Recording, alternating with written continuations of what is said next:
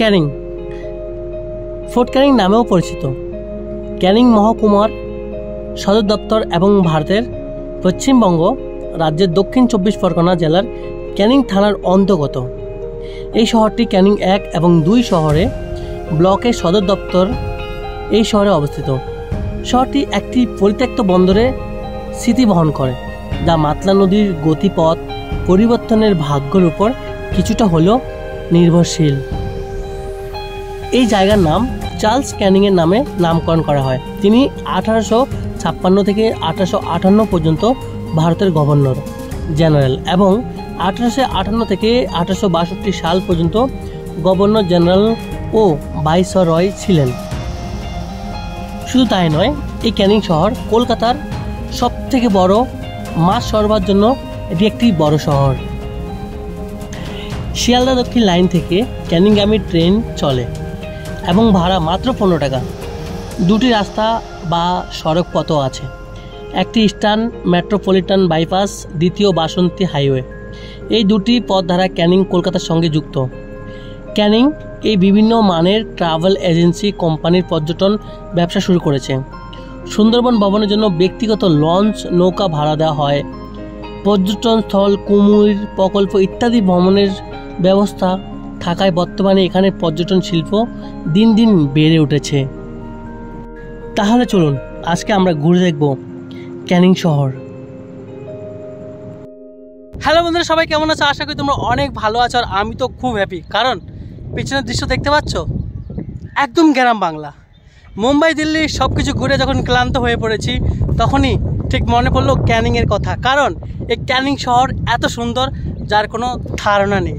তো বন্ধুরা, দেরি না করে চলুন আজকে ঘুরে দেখবো এই মায়াময়ী শহর ক্যানিং, যার এই অপরূপ দৃশ্য আমরা দেখতে চলেছি এই ভিডিওর মাধ্যমে।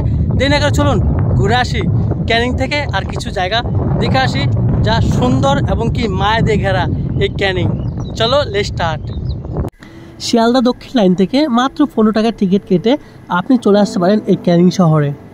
এখানে এসে আপনি যা দেখতে পাবেন ফেমাস সেই লর্ড ক্যানিংয়ের বাড়ি। বাড়িটা বাইরে থেকে দেখতে অনেকটাই ভয়ঙ্কর, মনে হয় কোনো একটা ভূতুরে হান্ট হাউস। বন্ধুরা, এটা কোনো হান্টেড হাউস বা ভূতের বাড়ি নয়, এটা কিন্তু ভারতের একসময় গভর্নর ছিল লর্ড ক্যানিং, তার রাজপ্রাসাদ।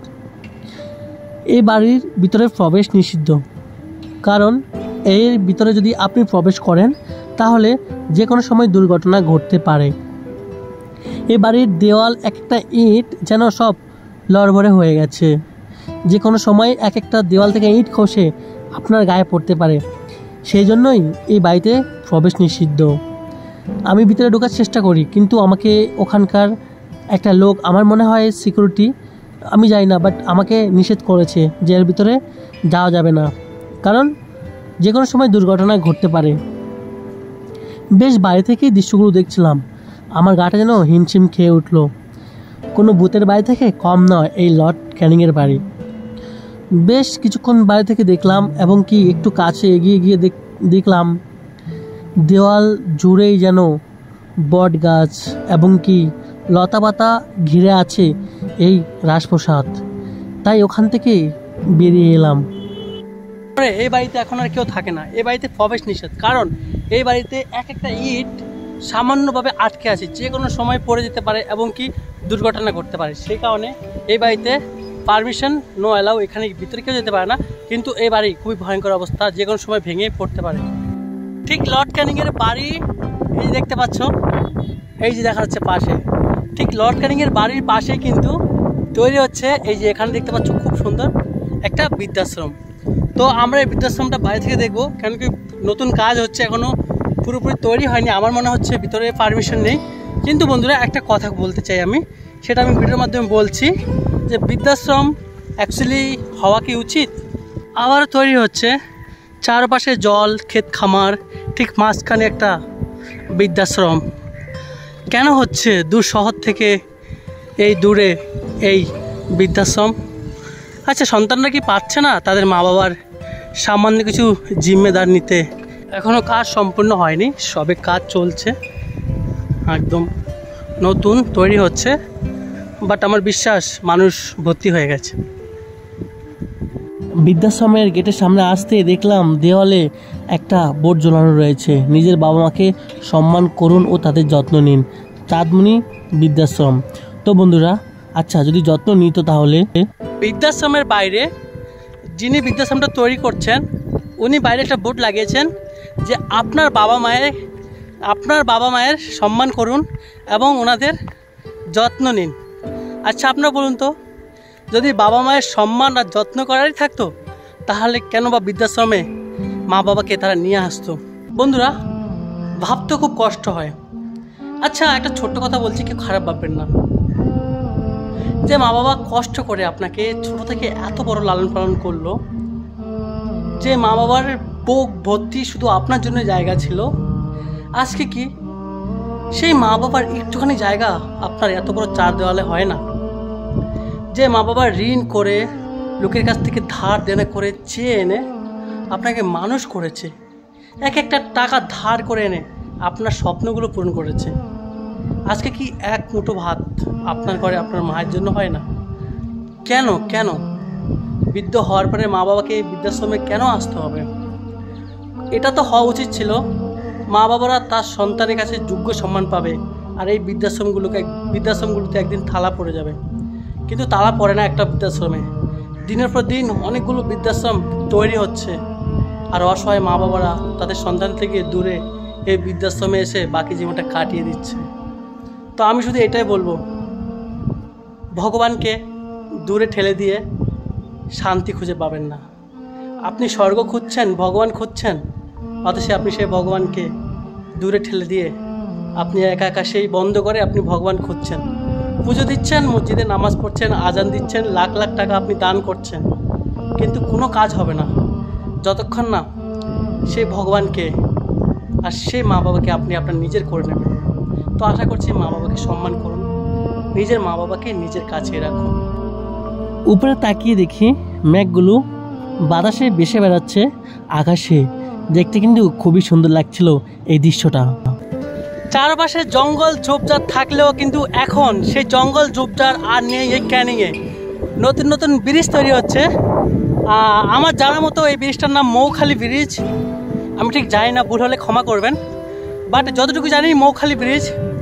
দেখতে পাচ্ছেন, আমি একবার এই চারপাশের দৃশ্যটা দেখাচ্ছি যে কত সুন্দর, একটু দেখে নিন। এই যে মৌখালি ব্রিজ তৈরি হচ্ছে, একসময় জঙ্গল ঝোপঝাড় ছিল, জল আর ঝিল ছিল, এখন কিন্তু সেই ক্যানিংয়ের সেই বাদার মাঝখান থেকে, মাঠের মাঝখান থেকে, জলের উপর থেকেই নতুন নতুন ব্রিজ তৈরি হচ্ছে, এই যে রাস্তা তৈরি হচ্ছে দেখতে পাচ্ছেন। আর এই যে দৃশ্যটা দেখুন, এখন কিন্তু চারপাশে পুকুর, এই যে ছোট ছোট, এখনও কিন্তু জল ভর্তি, দেখতে পাচ্ছেন অপরূপ এই দৃশ্য ক্যানিংয়ের, এই বাংলা দৃশ্য। ব্রিজের উপর থেকে অনেক সুন্দর দৃশ্য দেখা যায়, যেটা আপনাদেরকে আমি দেখাচ্ছি। তো বন্ধুগণ, আমি কিন্তু চলে এসেছি আমার পানের শহর ক্যানিংয়ে। আমি এখন কোথায় রয়েছি? এটা হলো মাতলা নদী, ও দেখতে পাচ্ছেন ওটা মাতলা ব্রিজ, মাতলা রিভার। তো এই যে মাতলা রিভার আর এই যে আমার পানের শহরে যে ক্যানিং, এই জায়গাটা এত সুন্দর, বিশ্বাস হচ্ছে না। আপনি যেদিকে তাকাবেন দূর দূর শুধু এরকম খাল, বিল, নদী, নালা আর জল দেখতে পাবেন, আর ছোট ছোট এই ঝাউ কাটা গাছ দেখতে পাচ্ছেন। ও অসম একটা জায়গা। আপনি যদি ঘুরতে চান তো আপনি এখানে আসতে পারেন ঘোরার জন্য, কারণ এই জায়গাটা আমার কাছে কিন্তু খুবই সুন্দর আর খুবই শান্ত পরিবেশ মনে হয়। এই শহরটা কলকাতা থেকে অনেক দূরে হলেও কিন্তু কলকাতার জন্য অনেক বড় ভূমিকা পালন করে এই শহরটি, কারণ এই শহরে কয়েক হাজার টন মাছ চাষ করা হয় প্রতি বছরে। এই শহরে মৎস্যজীবীরা কলকাতার জন্য প্রতি বছরে কয়েক হাজার টন মাছ চাষ করেন এই শহরে। নদী নালা ডোবা যেদিকে তাকাবেন খুব সুন্দর দৃশ্য, বিকেল হলেই যেন ঠান্ডা আবহাওয়া, হাওয়া এবং কি শীতল বাতাস বয়ে আসে এই নদীগুলোর পাশে। তাই তো প্রতি বছর এখানে প্রচুর পর্যটনরা ঘুরতে আসে এই শহরে।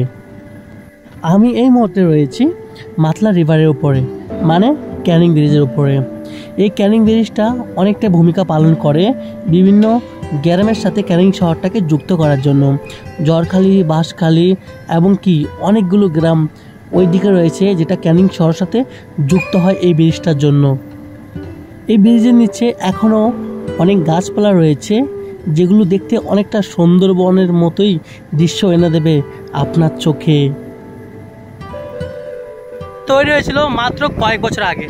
এই ব্রিজটা উদ্বোধন হয় 2011 সালে, আর এই ব্রিজ পশ্চিমবঙ্গের সরকার থেকে তৈরি করা। তবে এই ব্রিজ উদ্বোধন করেছে Buddhadeb Bhattacharya, chief minister of Canning. তো বন্ধুরা, ব্রিজটা কিন্তু খুবই সুন্দর দেখতে পাচ্ছেন, আর এদিকে তাকালে কিন্তু অসম সব দৃশ্য, মানে প্রাণ জুড়িয়ে যাচ্ছে আমার। ক্যানিং স্টেশন থেকে মাত্র 5 মিনিট হেঁটে এলেই কিন্তু আমাদের এই মাতলা রিভার। তবে এই পাশে হলো ক্যানিং স্টেশন, এই পাশে গেলে কয়েকটা জায়গার নাম, যেমন ক্যানিং, বাঁশখালী, ঝড়খালী, গদখালী। এদিকে শুধু খালি, ভরা কিছুই নেই। বেশ সুন্দর বিকেলের দৃশ্য উপভোগ করতে করতে আমি বিদায় নিলাম ক্যানিং শহর থেকে। আপনারা যদি ঘুরতে চান, চলে আসুন এই শহরে। আপনার যদি মন ভালো না থাকে, তাহলে চলে আসুন কোনো একটা বিকালে এই মৌখালী ব্রিজের উপরে। আমি কথা দিচ্ছি, আপনার মন ভালো হতে বাধ্য। তো বন্ধুরা, এই ছিল আমাদের ব্লগের পর্ব। তো আশা করছি ভিডিওটা আপনাদের ভালো লেগেছে। নেক্সট ভিডিও খুব তাড়াতাড়ি আসবে, দেখা হচ্ছে আপনাদের সাথে। আজকে বিদায় নিলাম এই পর্যন্ত আমার প্রাণের শহর ক্যানিং থেকে।